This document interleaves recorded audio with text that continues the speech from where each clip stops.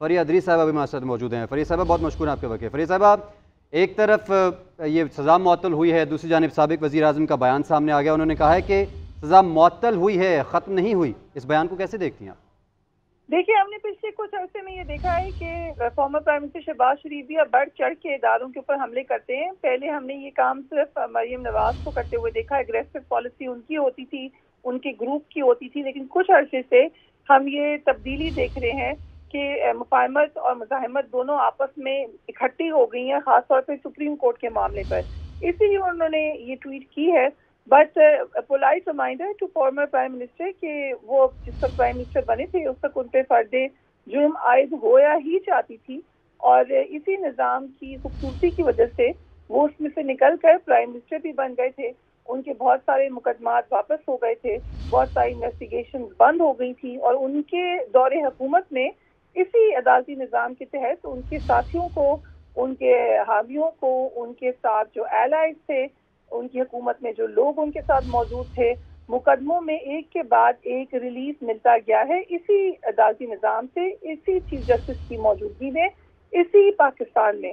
तो वो जो बात कह रहे हैं एक सियासी बात है, क्योंकि पीटीआई चेयरमैन के लिए अगरचे आज एक खबर आई है अच्छी, जो कि एक्सपेक्टेड थी, लग रहा था कि सज़ा मौसल हो जाएगा, लेकिन उनका जो ऑर्डील है, उनके जो एक मुश्किल वक्त है, वो किसी सूरत भी नहीं टला है। सज़ा मौतल की है इस्लामाबाद हाई कोर्ट ने, और हम जानते हैं कि ये इंतहाई प्रेशर में की है, जो कि सुप्रीम कोर्ट की तरफ से एग्जर्ट किया गया था, और रिहा करने का भी हुक्म दिया है। लेकिन ये सज़ा मौतल होने के बावजूद अब मुझे नहीं लगता, और जिन लोगों से हमने बात की है वो भी यही कहते हैं कि एपेक जेल से फौरी रहा नहीं हो पाएंगे। अगर आप उनकी जो कमेंट्स हैं उनके वकला के वो भी सुने, तो उससे यही बात जाहिर होती है कि उनको ये खदशा है कि वो बाहर नहीं आ सकेंगे, या बाहर आएंगे तो फौरन गिरफ्तार कर लिया जाएगा। एफआई के जराए भी ये कह रहे हैं कि चेयरमैन पीटीआई के लिए साइफर का जो मामला था, साइफर लीक का मामला, उसमें भी उनको अभी जमानत कराना पड़ेगी, क्योंकि वो मामला भी इस लेवल पर पहुंच गया है जहां पर उनको जमानत की जरूरत होगी।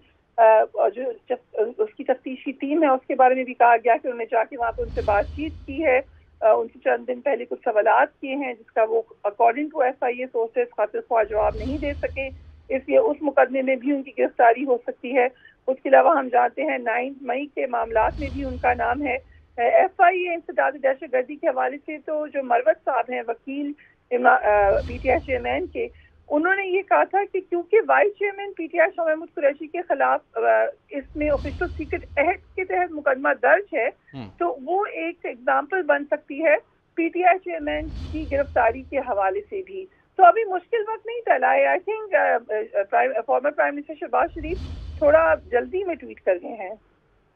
अच्छा फरिया साहिबा, अभी साइफर के मामले के ऊपर अगर नज़र डाली जाए, इसके अंदर बिल्कुल तैयार खड़ी है टीम के उनकी गिरफ्तारी की जाएगी अगर उनको रिहाई दी जाती है। यहाँ से अभी कुछ वक्त लगेगा, तफसीली फैसले का इंतज़ार है इस रिहाई के मामले के लिए। आप क्या समझती हैं साइफर के मामले में कितना मजबूत केस होगा चेयरमैन तहरीक इंसाफ के खिलाफ? देखिए, ये तो उनकी वकला की टीम पर डिपेंड करता है कि वो इसको कैसे लड़ते हैं इस मामले को।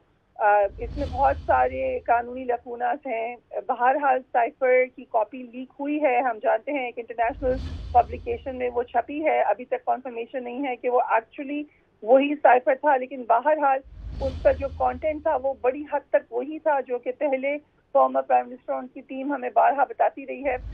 दूसरी बात ये कि उन्होंने जो एफआईए के जराए हैं वो भी बता रहे हैं कि उन्होंने फिर ये कहा है कि मुझसे मेरी कॉपी गुम हो गई थी। ये बात वो ऑन एयर मारिया मेमन साहबा के इंटरव्यू में भी कह चुके हैं कि उनसे वो कॉपी गुम हो गई थी। मगर लीगली इसकी क्या हैसियत है?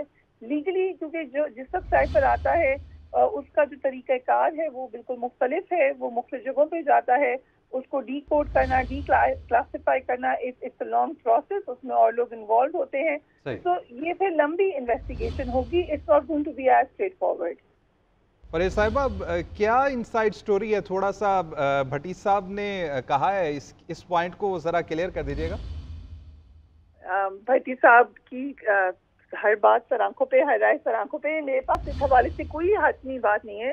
आई डोंट थिंक कि कोई फोरकास्ट कर सकता है, लेकिन हम इस बात पे जरूर कह सकते हैं कि जो खुद پی ٹی آئی چیئرمین کے وکلا بار بار کہہ رہے ہیں. ابھی آپ نے دیکھا بابر اعوان صاحب نے بھی جو باہر آ کے ایک پریس کانفرنس کی ہے تو انہوں نے بار بار انٹیریئر منسٹر کو اس وقت کا جو گورنمنٹ ہے اس کو بار بار تنبیہ کی ہے کہ آپ دوبارہ نہ گرفتار کیجیے گا یا ان کو آنے دیا جائے, رہا کر دیا جائے, کیونکہ یہ خدشات باہر حال موجود ہیں کہ بہت سارے مقدمات ہیں اور ہم یہ ایک روایت دیکھ رہے ہیں کہ ایک مقدمے سے نکلتا ہے انسان تو دوسرے مقدمے میں چلا جاتا ہے. کل ہی ہم نے دیکھا کہ ایمان نظاری جو کہ ہیومن رائٹس ایکٹیوسٹ ہیں وہ ایک مقدمے سے ضمانت میں نکلی ہیں تو ان کو ایک اور مقدمے میں گرفتار کر لیا گیا کیونکہ ان کو ابھی ڈیسیجن ہو گیا ہے کہ چھوڑنا نہیں ہے.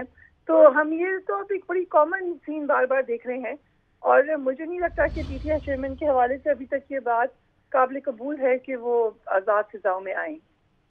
اچھا فریہ صاحبہ, بڑا ایک ویلڈ پوائنٹ تو تھا زاہد خان صاحب کی بات میں. انہوں نے کہا کہ تمام کے تمام عدالتی معاملات نظر آتے ہیں لیکن عوامی جو معاملات ہیں وہ ان ساری صورتحال میں, ساری سچویشن میں کہیں پیچھے رہ جاتے ہیں. عوام کا پرسان حال کوئی نہیں, عوام کی بات کرنے والا کوئی نہیں. لیکن سوال ہمارا یہ تھا کہ کیا سیاستدان عوام کو ریلیف پہنچانے کے لیے کردار پراپر طریقے سے انجام دے رہے ہیں؟ میرے خیال میں اس کا جواب نہیں ہے. جی آپ نے بالکل ٹھیک اس کا جواب دیا ہے اور اس میں صرف لیکن سیاستدانوں کو پوائنٹ آؤٹ کرنا میرے خیال سے تھوڑا سا ٹھیک نہیں ہے. اس میں بہت سارے لوگ شامل ہیں, بہت سارے اس میں پاور سیکٹر شامل ہیں, اس میں وہ میڈیا بھی اس حد تک شامل ہے کہ بہت جگہ ہم نے دیکھا ہے کہ عوام سینٹرک ہونے کے بجائے ان کی جو رپورٹنگ ہوتی ہے وہ پرسنالٹی سینٹرک ہوتی ہے. تو یہ ایک لارجر ڈبیٹ ہے اور جنہوں نے انیشیٹ کی ہے وہ خود عوامی نمائندے ہیں. ان کو اچھی طریقے سے پتا ہے کہ اس کا کیسا ڈسکنیکٹ ہے عوام کے اندر ان معاملات سے جو کہ اصل میں ہم دیکھ رہے ہیں پاور کوریڈورز میں ہو رہے ہیں. تو یہ بات تو ایک حقیقت ہے لیکن اس کو تبدیل کرنے کے لیے بھی سب سے پہلے عوامی نمائندوں نے ہی آواز اٹھانی ہے. مگر ہم ان کی آواز دیکھتے ہیں کہ ہمیشہ ایک طرف کی ہوتی ہے. کلیکٹیولی جب تک آواز نہیں اٹھائیں گے میرے خیال سے معاملات اسی طریقے سے چلتے رہیں گے. اچھا فریہ صاحبہ, یہ بھی بتائیے گا بھی یہ انتخابات کے حوالے سے بھی بعض گشت چل رہی ہے, پیپلز پارٹی اور نون لیگ میں بھی یہ حلقہ بندیوں کو لے کے اختلافات سامنے آ رہے ہیں. آپ کیا سمجھتی ہیں کہ کیا -1 کا انتظار کیا جائے گا یا پھر جلد سے جلد کوشش کی جائے گی کہ اب انتخابات کروا دیے جائیں؟ -1 آپ کس کا کہہ رہے ہیں؟ -1 تو کافی سارے ہو چکے ہیں پاکستان میں, اب +1 بھی ہونے جا رہا ہے. تو ابھی کس کو آپ ایک اور -1 ابھی ہوا وہی ہے کیونکہ معطل جی ابھی جو حالیہ -1 کی کوشش کی جا رہی ہے اس کی طرف اشارہ تھا. سوری, جو ابھی حالیہ -1 کی کوشش کی جا رہی ہے فریہ صاحبہ.